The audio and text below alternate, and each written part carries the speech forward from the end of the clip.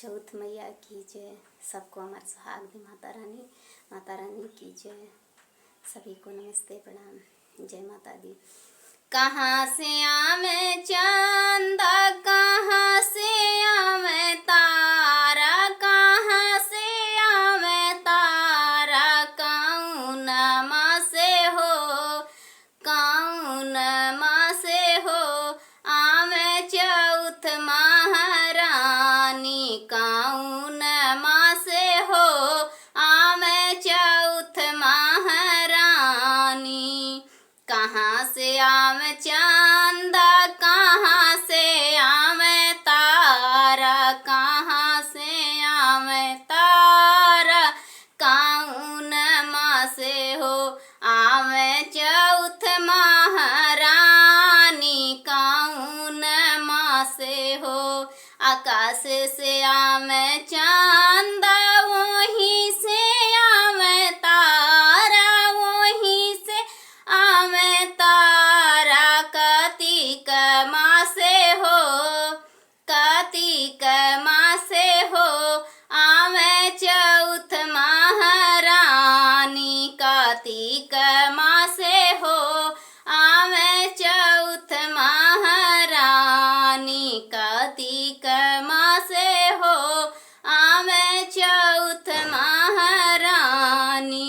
कहाँ बैठाई चांदा, कहाँ बैठाई तारा, कहाँ बैठाई तारा, कहाँ बैठाई हो मैया चौथ महारानी, कहाँ बैठाई हो मैया चौथ महारानी। कोठे बैठाई चांदा, वहीं बैठाई तारा, वहीं बैठाई तारा, आंगनवा बैठे हो मैया चौथ महारानी, आंगनवा बैठे हो मैया चौथ महारानी। काऊ चढ़ाई चांदा, काऊ चढ़ाई तारा, काऊ चढ़ाई हो मैया चौथ महारानी, काऊ चढ़ाई हो मैया चौथ महारानी।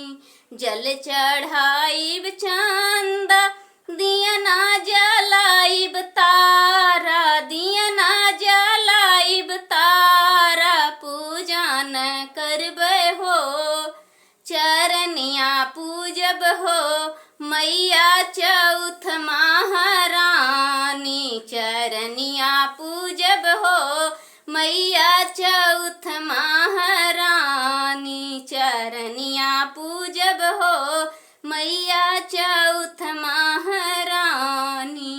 काऊ आशीष चांदा, काऊ आशीष तारा, काऊ आशीष तारा, काऊ आशीष हो मैया चौथ महारानी, काऊ आशीष हो मैया चौथ महारानी।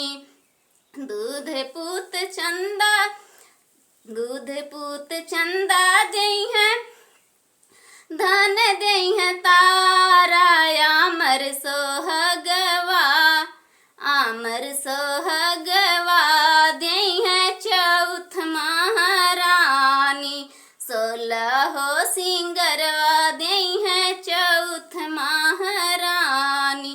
आमर करी है हो, अमर करी है हो मैया चौथ महारानी, अमर चुनरिया दई है हो मैया चौथ महारानी, अमर सोहगवा दई है हो मैया चौथ महारानी।